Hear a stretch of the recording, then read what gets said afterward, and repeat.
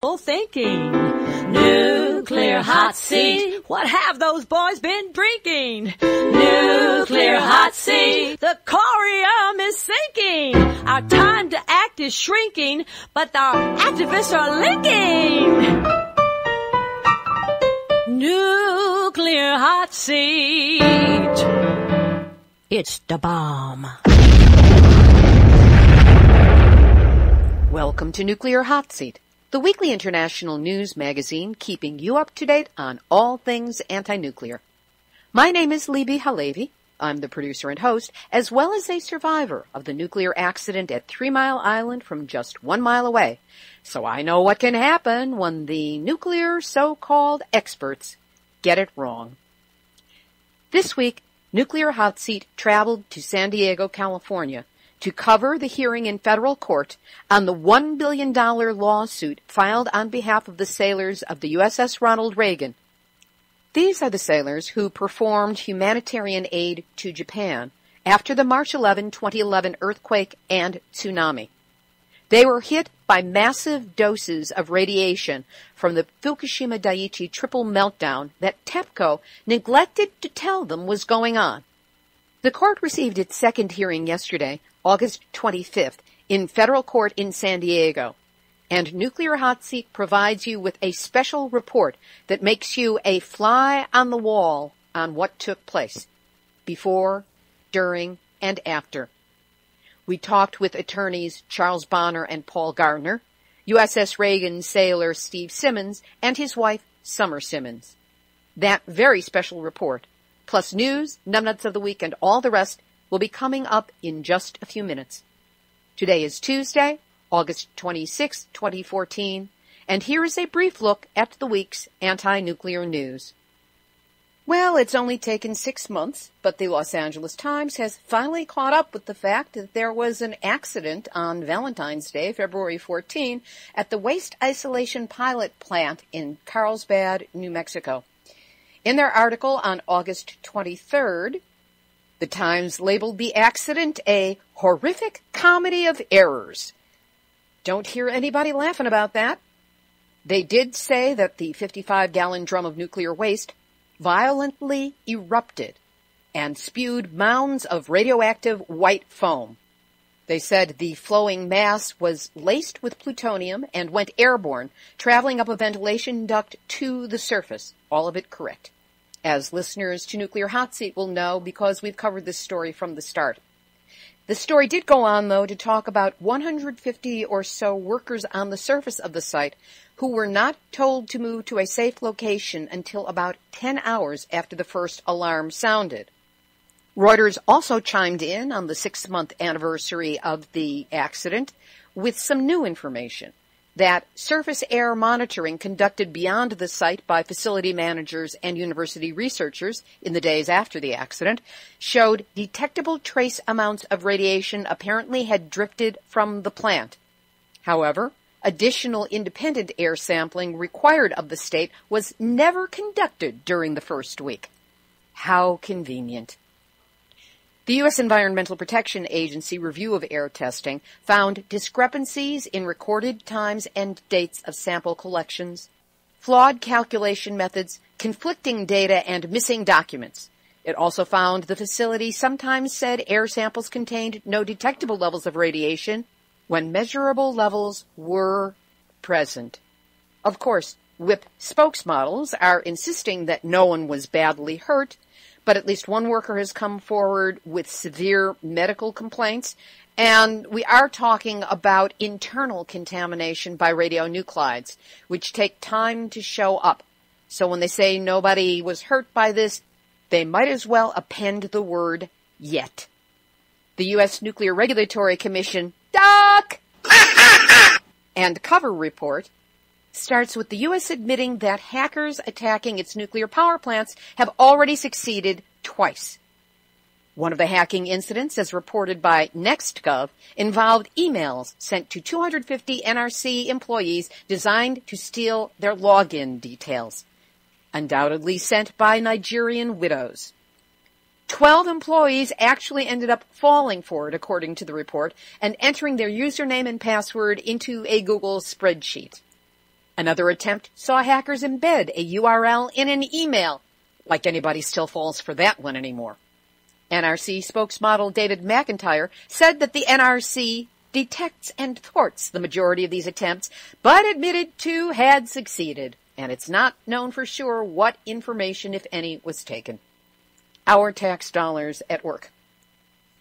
A senior federal nuclear expert is urging regulators to shut down California's last operating nuclear plant until it can be determined whether the facility's twin reactors can withstand powerful shaking from any one of several nearby earthquake faults.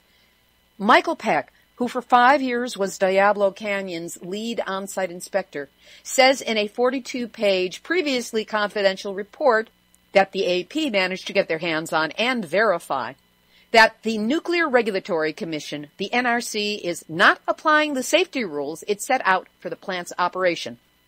According to Peck's analysis, no one knows whether the facility's key equipment can withstand strong shaking from those earthquake faults, the potential for which was realized decades after the facility was built.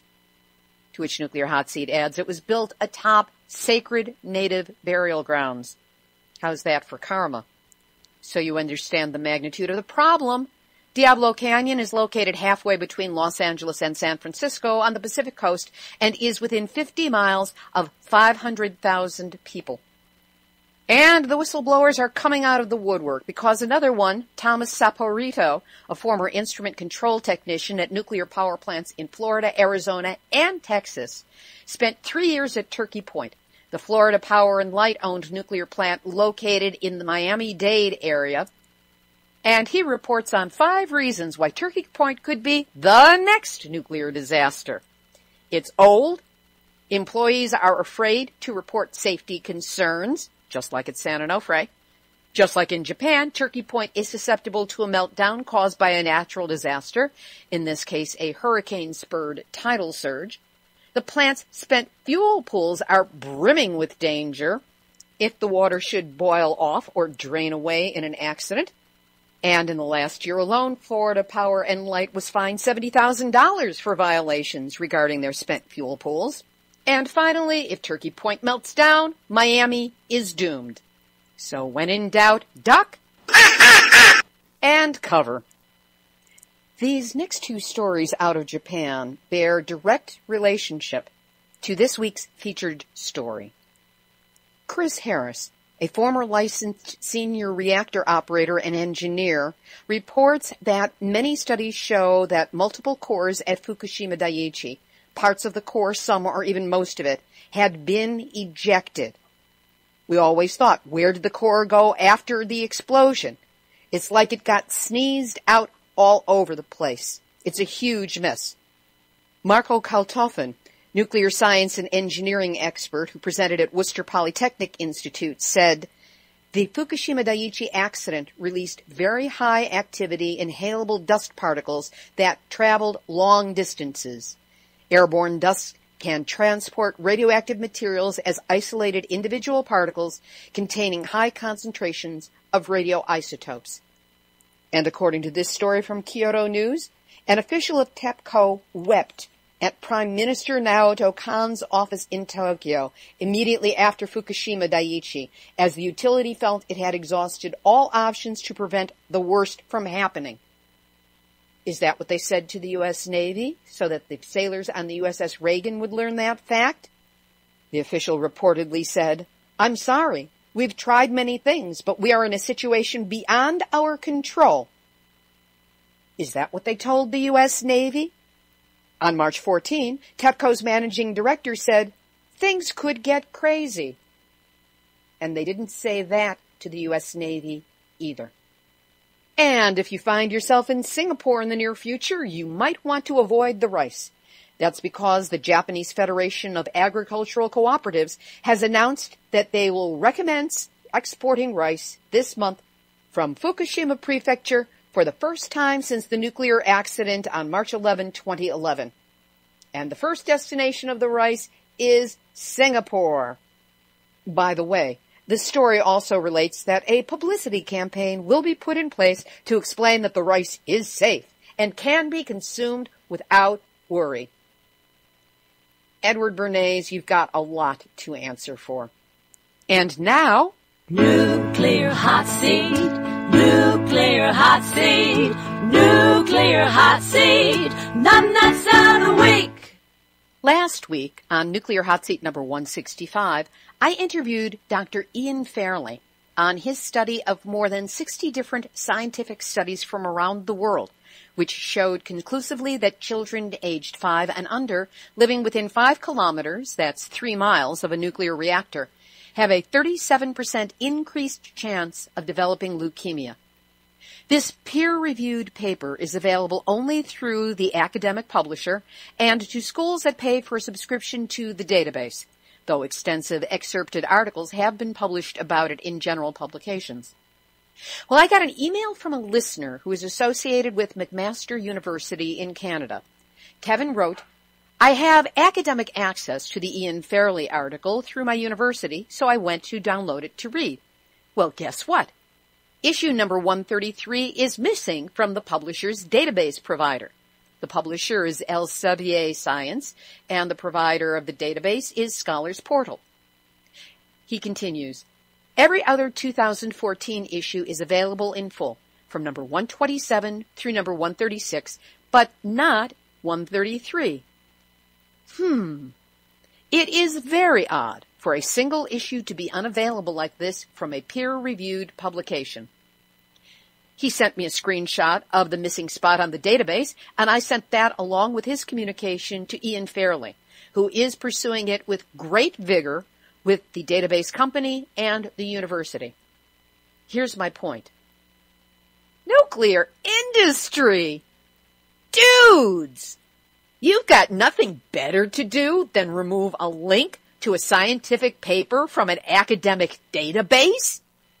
You know your arguments in favor of nuclear are so weak and distorted, so you can't bear to have a paper out there that definitively links your technology, your progress is our most important product, to leukemia in children?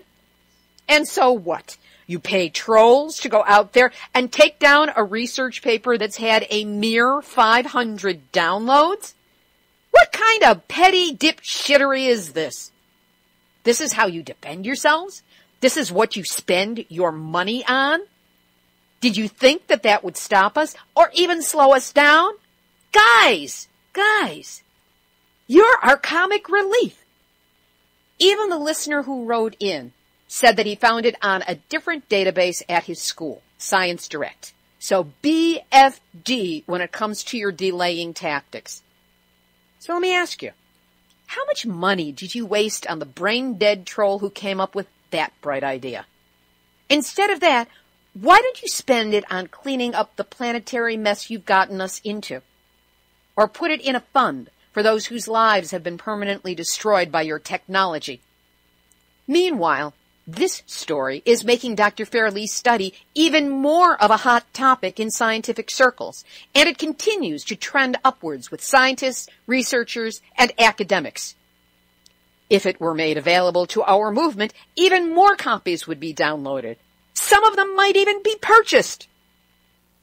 So nuclear trolls who invade poor, defenseless academic databases to take down peer-reviewed studies with the intent of stopping our movement from shutting you down, I say ha, ha, and ha. You have earned the right to be called this week's Nuclear Hot Seat, Numbnuts of the Week. We'll have our special feature on the USS Reagan sailors versus TEPCO in just a moment. But first, Nuclear Hot Seat relies on your donations to keep us going and growing. Consider making a single donation, a small recurring payment every month, or put us on your year-end gift-giving list. If you find that Nuclear Hot Seat makes you think, laugh, helps you understand the nuclear issues and not be so alone with your awareness, help us keep doing it. Go to nuclearhotseat.com, scroll down on the homepage, and click on the big red donate button. Whatever you can do to help, thank you. This week, I traveled to San Diego to bear witness to the federal court hearing on the case of the USS Ronald Reagan sailors versus Tokyo Electric Power Company, or TEPCO. These are the sailors who were sent to Fukushima Prefecture on an humanitarian aid mission immediately after the March 11, 2011 earthquake and tsunami.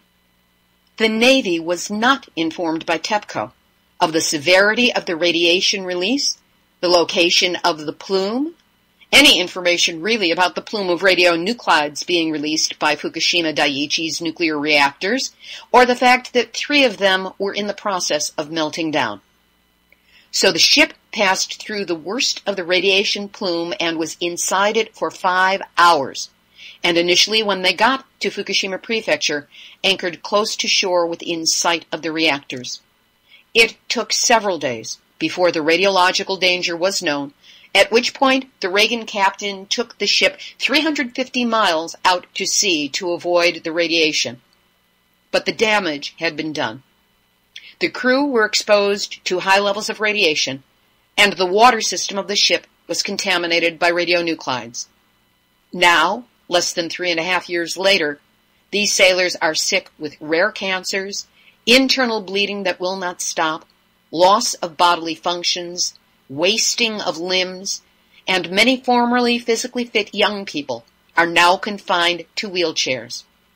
Since the filing of the suit, 1 has died. This lawsuit on behalf of 112 named sailors came up for its second hearing in San Diego Federal Court on Monday, August 25th. The attorneys for the sailors are asking for a $1 billion fund from TEPCO to cover the present and future medical expenses of the sailors, Marines, support personnel, and their families who were exposed to the radiation. TEPCO, of course, wants the suit dismissed, or at minimum, the venue changed to Tokyo, which would impose a tremendous hardship on those from the United States Navy who wish to testify in this case. The hearing pitted 7, count them 7, full-time attorneys present for TEPCO against our 2 pro bono attorneys, a real-life David versus Goliath confrontation. They met in the modern courtroom of Judge Janice L. Sammartino. Before the hearing began, I spoke with attorney Charles Bonner, a 2-time former nuclear hot seat interviewee, on what was being considered in the day's hearing and what he hoped would be accomplished. We're hoping that the judge will allow this lawsuit to go forward. The TEPCO, as you well know, has made a motion to dismiss the lawsuit based on what they call subject matter jurisdiction. They're saying that this judge can't decide this case because she would be invading President Obama's area, the executive branch of the government, and that the judicial branch cannot get into that lane. She has to stay in her lane. She is mistaken. We don't have any cause of action in this lawsuit that will allow her or require her to invade President Obama's decision to dispatch these Navy personnel to provide humanitarian aid to the victims of the earthquake and the tsunami in Japan. Rather, this is a simple negligence case and strict liability case. TEPCO was negligent. They were negligent from the beginning in 1965 when this particular bomb was built. And they've been negligent since the time the fuse was lit in 1971, which is when they fired up these nuclear reactors. GE and Abasco are the American companies that built this bomb, and it exploded on March 11, 2011, and injured these sailors who are foreseeable rescuers. And whenever anyone in our society is harmed, we rush in to help. These sailors rushed in to provide humanitarian aid. They did not go in to fight radiation or to deal with the Fukushima nuclear power plant meltdown. Rather, they went in to pull little babies out of the water, to help little old ladies get food and water and blankets. They were responding to the people of Japan, not to this Fukushima nuclear power plant, which just happened to be ticking down and ultimately melted down and then exploded. All 4 reactors. Reactor 1 exploded, Reactor 2 exploded, Reactor 3 exploded, that's indicative and positive proof of a design and manufacturing defect, as well as ongoing negligent maintenance since the time of the inception of this power plant. And so that was this case is about. We just have to get her to understand that she doesn't have to second guess the military's decision. She doesn't have to get into the strategy of the commanders of the USS Ronald Reagan or the other ships in the 7th Fleet, nor does she have to second guess President Obama's decision to dispatch these sailors to Fukushima, the county of Fukushima. They weren't going to the nuclear power plant. They were going to the county. It just so happened, unbeknownst to them, they cruised into a disaster. They cruised into a triple meltdown, and they didn't know it. They were totally ignorant. And, of course, the Tokyo Electric Power Company, a multi-trillion-dollar nuclear utility company, the 4th largest in the world, actively concealed the meltdown. And, in fact, fraudulently represented to the world that there was no meltdown, that everything was fine, that the cooling systems were working, and these cooling systems were cooling the reactors, and that there was no meltdown. That was a knowing lie. That was a total fabrication.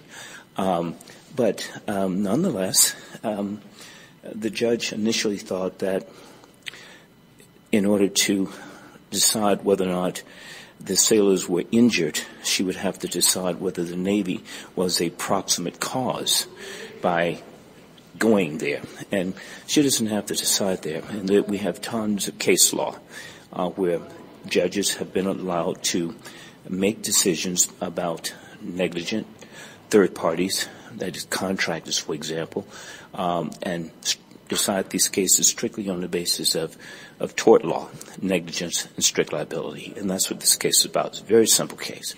So what are the possible results that could come from today? Well, the possible results is that she could agree with us that in our Second Amendment complaint, we have only causes of actions dealing with negligence and strict liability against TEPCO. Incidentally, we have now filed a motion to amend the lawsuit to bring in GE and Abasco and Tahachi and Toshiba.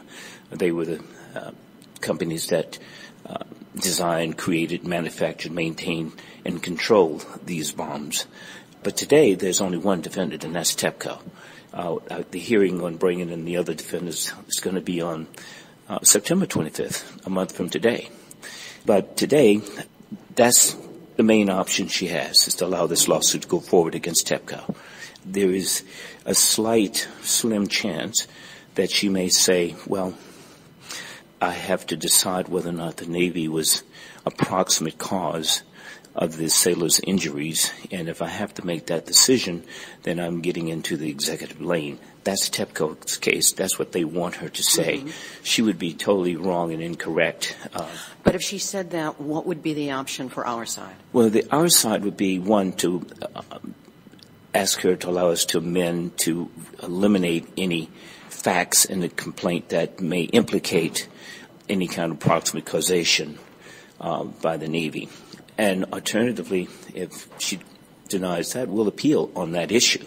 And the case still would be alive as against GE, the Toshiba, and Hitachi.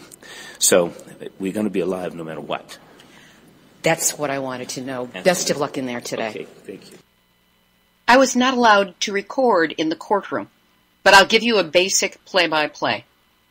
The hearing began when Judge Sammartino stated that while she hadn't yet made up her mind, she was inclined to rule in favor of TEPCO because she saw the lawsuit as questioning the judgment of the executive branch of the government, meaning the president, and that was something she was not empowered to do. With that as the setup, the lawyers presenting the sailors were allowed to present. Charles Bonner began by saying the suit had nothing to do with the executive branch of the government or the military's decisions in this case, and framed the argument as one of product liability. He said that TEPCO engaged in fraud and negligence going back to the original design and construction of the Fukushima Daiichi reactors. that the U.S. Navy did not have the full information from TEPCO about radiation risks and the ongoing meltdown when it made its choices about how the ship should approach Japan and where it needed to anchor, and that the court does have jurisdiction in this case. Many precedents were cited of previous cases analogous to this one. He was joined in comments and presentation by attorneys Cabral Bonner and Paul Garner. TEPCO, of course, countered that the U.S. military contributed to the cause of the incident. The radiation devices on the ship should have told them that there was something going on with radiation. The legal equivalent of he said, she said, and the dog ate it. Summer Simmons, wife of USS Reagan sailor Steve Simmons, who's also a two-time previous interviewee of Nuclear Hotseat, was very clear in her vision of what TEPCO was doing. The attorneys for TEPCO did not deny that there was exposure to these sailors. Right. They didn't. Oh, yeah. They said, yes, we know that they were exposed to dangerous levels. It's just not our fault that they were. It's the military. They're saying that the Navy is at fault here, that the sailors are at fault here, that they have no liability or responsibility whatsoever for these 70,000 men, women, and children who were exposed through no fault of their own, through no action of their own. The only reason that they were there at all is because TEPCO said it's safe. Right. Exactly. And if TEPCO had not said it's safe, then the Navy, the executive branch, the men, women, and children who served with or in support of the United States Navy and Marine Corps could have made an informed decision and stayed the hell away from it. Exactly.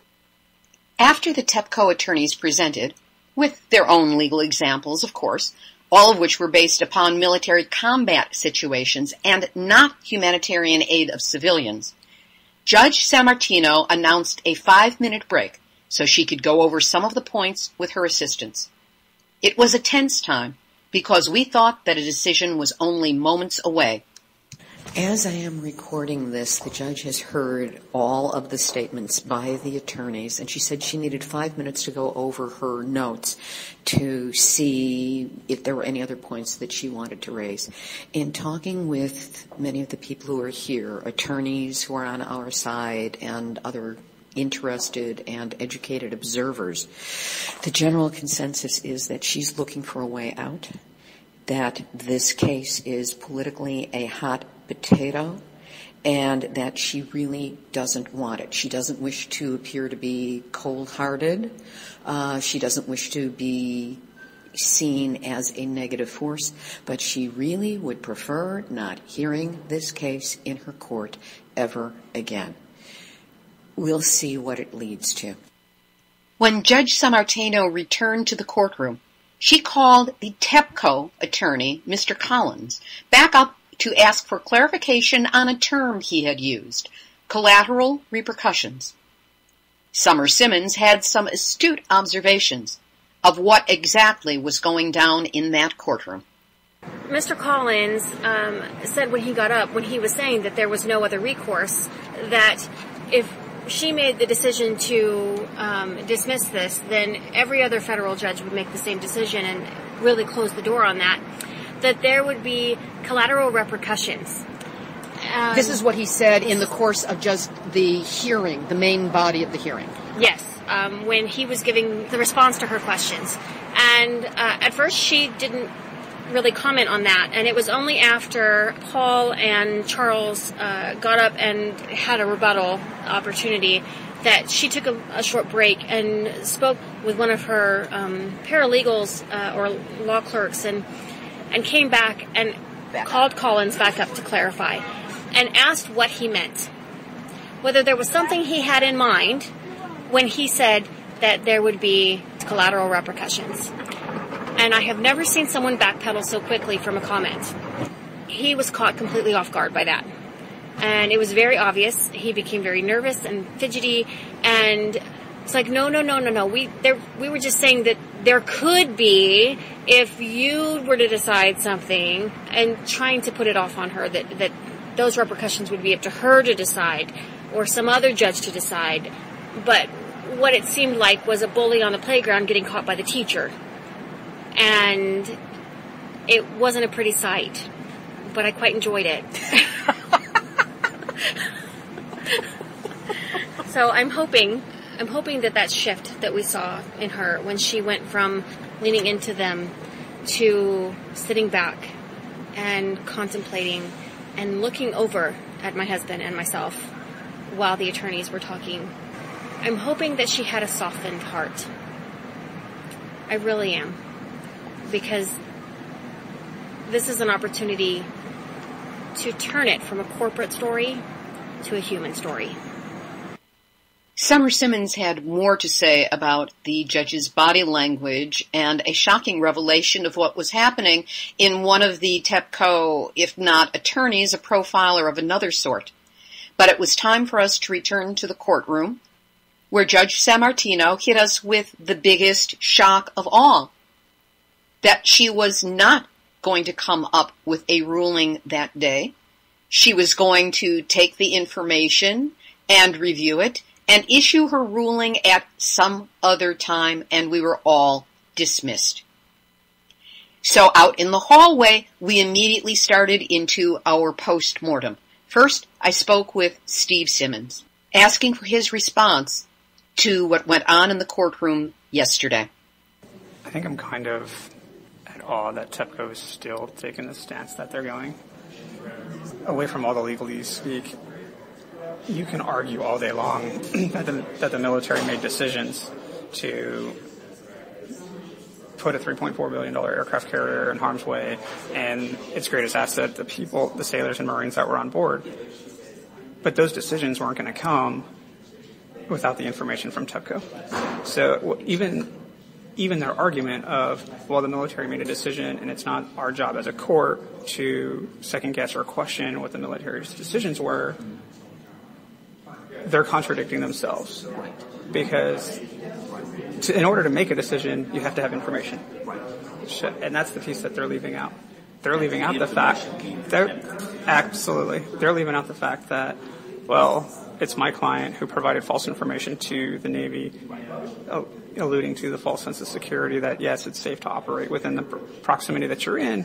And, oh, by the way, I've just put your nuclear aircraft carrier into a nuclear plume that you guys sat in for 5 hours and now put 4,900 sailors at risk. I would have loved for her to give me an opportunity to talk.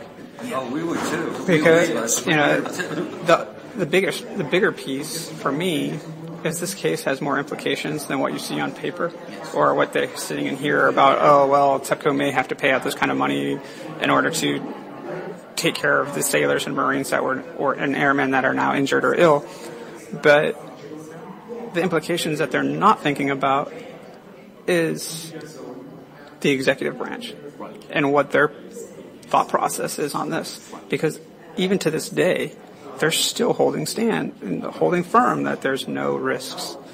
And all that information has come from TEPCO. And they are sticking to that. The executive branch. Correct. The executive branches, they've peddled the same statement since March 12th, 2011, when we were on station, that you can get more radiation exposure from rocks on our soil, which we all know at this point is BS. We all know that's false. Once that Freedom of Information Act statement came out about picking up radiation levels 30 times higher, 150 nautical miles off the coast, that exposure, is that lower than 1 month of rock, sun, and soil? If so, we Americans and every other citizen of the world are straight out screwed. Right. And that's the stance that they're trying to take. And that's the persona that they're trying to give off. They're not using logic. They're not using common sense. Right now they're using cover my ass tactics.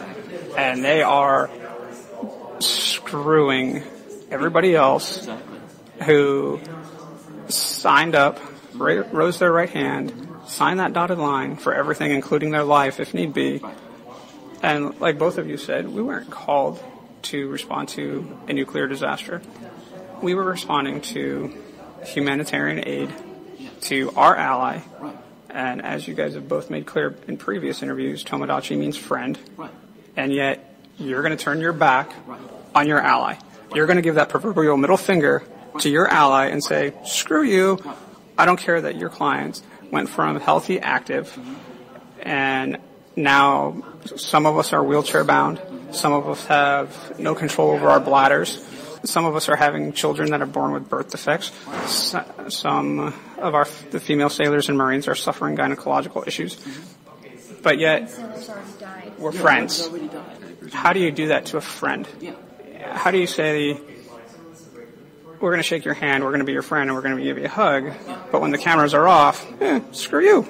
You don't matter. We're not going to take care of you. And that's what frustrates me and is irritating. We didn't know the full ramifications of what we were responding to. We didn't know the scope of how big this really was when we responded. But now that we do know the scope of how big it was, they expect us to turn around and walk the other way or roll the other way. And that's not right. That's not right that they're not going to step up and say, you know what, there are mistakes that were made. There were mistakes that were made all the way back to the beginning of the construction of the power plant, and they continued all the way up until even today when, what was that interview back on the anniversary of this year on March 11th where they still couldn't find the cores of reactors 1 and 3. You have no idea where your cores are. No, they don't know. 3 years. That is a problem. Exactly. It's not like Chernobyl where you can just encase it in concrete. And still, even Chernobyl is uninhabitable. Right. And you have a disaster that's far surpasses catastrophic of Chernobyl, but yet you're going to deem that there's nothing wrong. Yeah. There's no harm, there's no threat to any human organism. Yeah, it's morally wrong. I don't get it. Attorney Charles Bonner attempted to put the best face possible on the situation. First of all, I grew up in the country in Alabama, and my uncle always told me on the farm it was a poor fox who only had one hole. So, judging that she may have done this, I decided that we better bring in GE and Nabasco and Toshiba and Hitachi, because we continue to do research, and all the information is coming out now that these boiling water reactors were negligently designed and in 1965, and that the engineers working for GE, Dale Bradbar and Hotner, as well as Ernie Gunnison, told GE that these were negligently designed and told them to stop. Even the nuclear regulators told them don't build it. GE said in 1971 when they fired them up, they were about to, they were asking for permission, that if you do not allow us to go forward with these boiling water reactors, we, GE, will go out of business. This was the first too big to fail threat. And so the government said, okay. And so we have now made a motion to add GE, Nabasco, which is a company now has gone out of business, but they still have an insurance company that have investigated that, Toshiba and Hitachi, on the basis that even though GE designed all of the reactors, this Nabasco company was the architectural that did the actual architectural design. And then Toshiba and Hitachi came in on reactors 3 and 4. So the point is, now, legally, even if she concludes that she's going to dismiss this case, we have 4 other defendants. She would be legally wrong. And if she were to do it, we're going to take it to the appellate court and we'll get her reversed. And we'll be right back here. Attorney Paul Gardner, as is his style, minced no words in reporting on his response to the hearing. So how do you feel based on how it went? Numb. The way I feel is frustrated. We filed the case December 21st of 2012. Here it is August 25th of 2014. We're still arguing over verbiage in the complaint. We all know what the substantive matter is, and we all know what the case law is. And if there's some technical reason, why it has to be amended or changed in some fashion, we should be given the opportunity to make that change. In other words, we shouldn't be canceled out simply by virtue of what we've pled so far. And there's no impediment to our going forward. Normally in a case, and amending the complaint more than twice. I really believe that it's totally premature for her to decide this because she hasn't really heard any facts yet, and she can still make a decision down the road as to whether or not the case should go forward. Because in order to do justice, it should be based upon substantive decisions, not upon technical procedural things which can be cured, and there are avenues to do just that under the law. So at this point, we all just have to wait. At this point, we have to pray. We hope and pray that the judge is sensitive to the plight of these individuals and will give them the chance to have their day in court. That's it. If she follows the law and she follows her conscience, she'll have the correct result. And it just seems that there's no reason under the procedures or under the existing case law for her to take a drastic step of dismissing, because that's the ultimate. You can't go anywhere after that. Fingers crossed, prayers in place. After the letdown in court, Charles and Cabral Bonner had to leave for a case they were hearing on the East Coast and needed to catch a plane. So Paul Garner, Steve Simmons, Summer Simmons, and I went out for a post-mortem meal and a chance to rehash what happened. Here's what Steve had to say. On one hand, I'm almost at a loss for words. My wife and I, we traveled this morning, caught a 6 o'clock flight from Utah down to San Diego, hoping to hear a resolution with regards to TEPCO's motion for either dismissal or change the venue over to Japan. And it feels like I don't want to say we're starting all over again, but we're left with that cliffhanger. TEPCO's argument of they're not denying the radiation exposure to anybody, but they're also not taking onus of it. They're putting that back on the Navy, and it's all decision making on the part of the Navy of why all these sailors and Marines are now suffering, and it's not right. The common person may buy into their bullcrap. They may hear their argument and feel sorry for them as the corporation and say, here's a couple hundred sailors who are trying to get rich, but that's not the case. Here are a couple hundred sailors who have come forward so far out of roughly 70,000 service members and family members who were in that area at the time. And we want somebody to take responsibility for what is now happening to us. Anybody who actually uses logic is smart enough to realize that the argument of, well, this is decisions that were made on the part of the Navy, well, let's back that up. And how do you make a decision? You make a decision based on information that's been provided to you. And if misrepresentation of information has been passed down, you can only go off of what you have. And if TEPCO and Japan is feeding out information saying it's safe, it's under control, there's no problem, then that's what we'll use. So their argument, for me, doesn't hold any weight. And I'm hoping, I don't like to use hope. One of the things I've always been told is hope is not a strategy. So I don't really like to say that I'm hoping for. But I would like to assume that the judge is going to apply logic, and during her time of deliberation, trying to think about the case and go through the particulars of the case and the motions from both parties, that she will also understand and realize that their argument of, well, this is all a decision, doesn't hold any weight for her either. The attorneys did a fantastic job arguing the plaintiff's case, pulling at the emotional chords is always helpful. And when you can put faces to names instead of just looking at a piece of paper, and say, okay, here's a bunch of names, but what do they mean to me? They're not here. They don't mean anything. Well, when you can start putting faces to those names and see somebody in the flesh, and when you have to sit there and listen to attorneys battle back and forth and listen to the attorneys go after the heart, what the men and women of the service have done, not only for our country but for the citizens of Japan.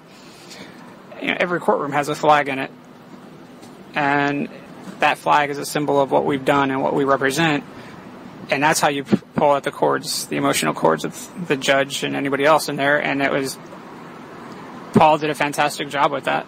When he got up there, he tugged at those emotional cords, and to me, it was well perceived. You can see the shift in the emotion of the judge having to listen to it. On one hand, it's frustrating that we traveled down here and we don't have an answer today. But on the flip side, hopefully that extra time will help the judge realize that TEPCO's argument carries no weight. And they can argue till they're blue in the face, but at the end of the day, the facts are what matters. And the fact is, you've got people suffering. The fact is, somebody has to take responsibility of it. And the fact is, it's not the U.S. taxpayers' responsibility to take the onus of this. It's TEPCO's responsibility. They're the ones at fault. They've been at fault from the beginning, and now it's time for them to step up to the plate and acknowledge that there is a problem and that they knew about the problem. Summer Simmons continued to provide astute observations about what was going on in the courtroom, including a rather shocking revelation about what one of the TEPCO, maybe it was a lawyer and maybe it wasn't a lawyer, was actually doing in the courtroom. Steve and I walked in late because our flight was delayed. And so we sat down in the very back of the room. And right in front of me there was an attorney for TEPCO who had a laptop. And he was typing every single thing that was said by our attorneys. And he was making observation of emotions. He made observations when I reached over and held Steve's hand, or when I rubbed his back, or when he started to look solemn, would drop his head. This was actually written into the transcript this person was creating? It was. He would put in parentheses whenever Paul would say something, he would say what emotion he was exhibiting, whether it was fervent or heartfelt or pleading. And these are all words that he had that he was typing. So it was almost as if they were writing a screenplay. And as regards the judge, you had some very sharp observations dealing with body language and times when she shifted or appeared to shift in her stance. What was your take on what was going on for her? Well, when we came in the room, she looked as if her decision had already been made. She was sitting forward and to the right, which is the direction of the TEPCO attorneys, and leaning into every word that they were saying. Once Paul got up and introduced Steve and pointed to him and said, "This is your victim," and made it known to her that this is who that was on that paper in front of her. This is the face that went with that name. This is an actual, living, breathing, for God knows how long, person. Not just a piece of paper. Not just a number on a page. Not just a statistic. This is a person. This man has a wife and children. I said earlier, it may seem rather crude, but I said that the attorneys did a very good job of playing to her ovaries. Because she's a woman, and probably a mother and a grandmother, and that makes a difference. And having that emotional tie every single time she thinks about what her decision means, she's going to see my husband's face. She's going to see his chair. She's going to see him with a wife who is anxiously holding his hand, waiting for some sort of resolution, some sort of answer. And it's going to haunt her, I hope. And I'm hoping And I know my husband says hope is not a plan, but for me, hope is everything. I am hoping and I am praying that she takes into consideration the moral and the emotional factors that go with the law. Because the law is there, and the law is clear, but the law is precise. It's not soft, and it's not emotional. And us coming today to San Diego had meaning. And our purpose was for her to be able to have an emotional connection to a disaster. And to let her realize that disaster was not just a number. It wasn't just a reactor. It wasn't a corporation. It was 70,000 people who were exposed against their will, without any decision on their part, without any way of getting away from it.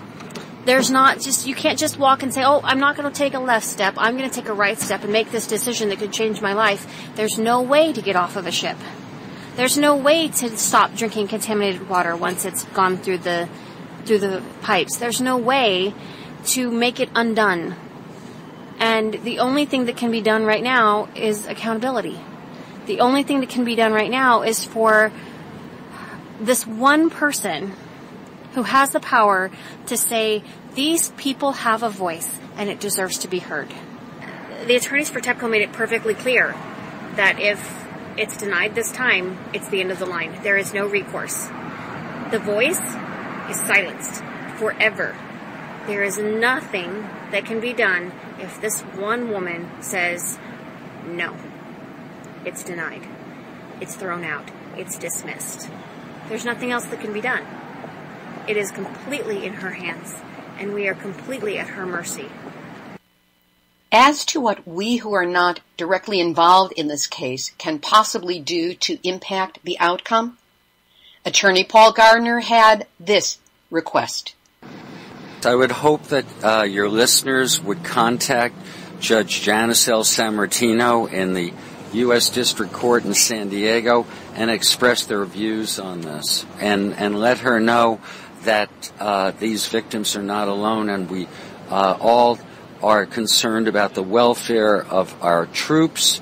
Let the court system know how you feel about this and whether you think that this is the American way.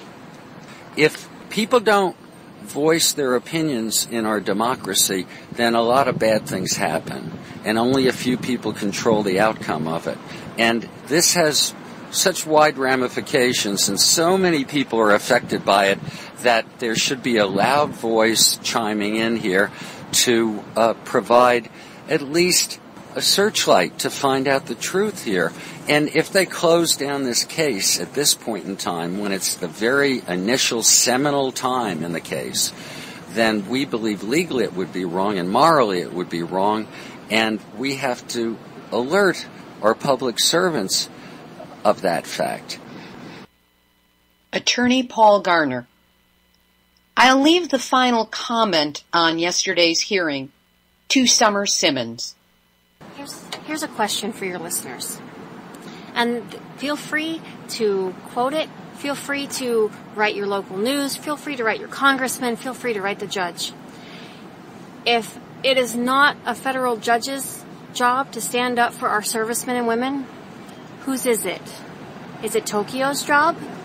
Is it Japan's job? Is it some Joe Schmo off the street's job? Or is it her job? She's been appointed. She's been elected. She has been duly sworn to uphold the law. It is her job to speak for those who have no voice. And that's all we're asking for. So we do not yet have a judgment on this hearing, this case of the sailors of the USS Ronald Reagan against Tokyo Electric Power Company, nor do we know when a judgment might be made. For those of you who wish to weigh in and make your comments known to Judge Janice Sammartino, her office is in the Edward J. Schwartz United States Courthouse, 221 West Broadway, Suite 4135, Courtroom 4A, San Diego, California, 92101. And of course, we will have that address up on our website, nuclearhotseat.com, on the podcast blog page under this episode, number 166. My thanks and gratitude to attorneys Paul Gardner, Charles Bonner, Cabral Bonner, U.S. Navy retired Stephen Simmons, Summer Simmons, and all those who contributed to this case and this report. When there is a decision, you'll hear about it here on Nuclear Hot Seat. A reminder that my ebook, Yes, I Glow in the Dark, 1 Mile from 3 Mile Island to Fukushima and Beyond, is available as an ebook on Amazon Kindle. Activist shout-outs, thanks again to ENEnews.com for picking up the Dr. Ian Fairley interview and blasting it out into the internet. My numbers keep growing. Molly Martha Lightfoot provided the translation for the article on Fukushima rice being sold in Singapore. And there's a petition on change.org to pardon anti-nuclear activists, 84-year-old Sister Megan Rice and 2 military veterans who protested with her, Gregory Bortier-Obed and Michael Wally. The link's on the website. Please sign it and forward it. Jon Stewart, you may still be on vacation, but I'm still tweeting you about Nuclear Hot Seat for when you take over CNN based on your Kickstarter campaign. For those of you who wish to help, go to the website, nuclearhotseat.com, click on the podcast blog page, and at the top of each of the last 3 weeks, you will see a tweet. Just click on retweet and click on favorite once you sign into Twitter, and that's all you need to do. Help us get anti-nuclear programming and information on The Daily Show. Here's today's final thought. I was never in doubt that I would go down to San Diego to cover the hearings for the USS Reagan sailors against TEPCO. The chance to be an eyewitness to history just might be my drug of choice. And I perceive this court case to be one of historic proportions. What's at stake here?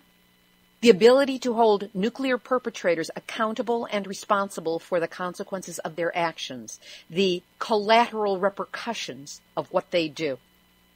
The victims are facing down their perpetrators and demanding justice. Right now, this case comes down to one woman, Judge Janice L. Sammartino. She is in a position to determine if this case even has a future.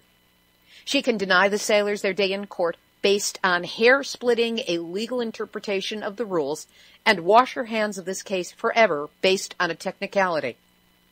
Or she can rule in favor of the plaintiffs so that they get their next hearing, and the one after that, and the one after that, which of course TEPCO will continue to contest, delay, obfuscate, lie about, while they emotionally profile our people.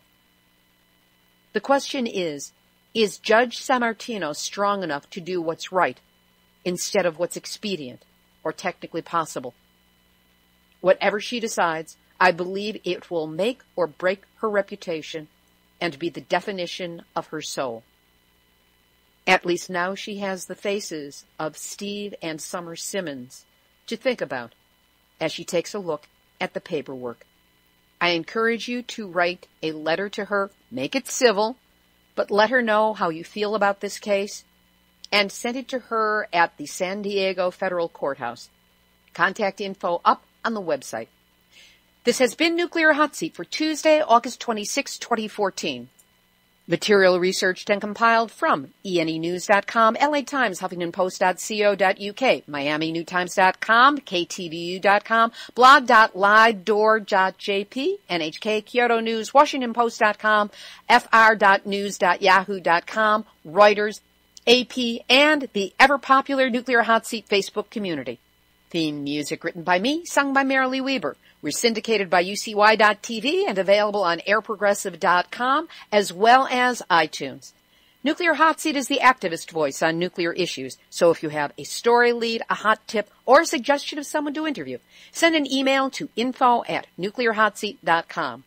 We are copyright 2014, Libbe, HaLevy, and Heartistry Communications. All rights reserved, but fair use allowed for nonprofit groups, blogs, and websites. You have my permission to reuse granted as long as proper attribution is provided. My name and website. If you're for profit, let's talk. I'm reasonable. This is Libbe HaLevy of Hardestry Communications, the heart of the art of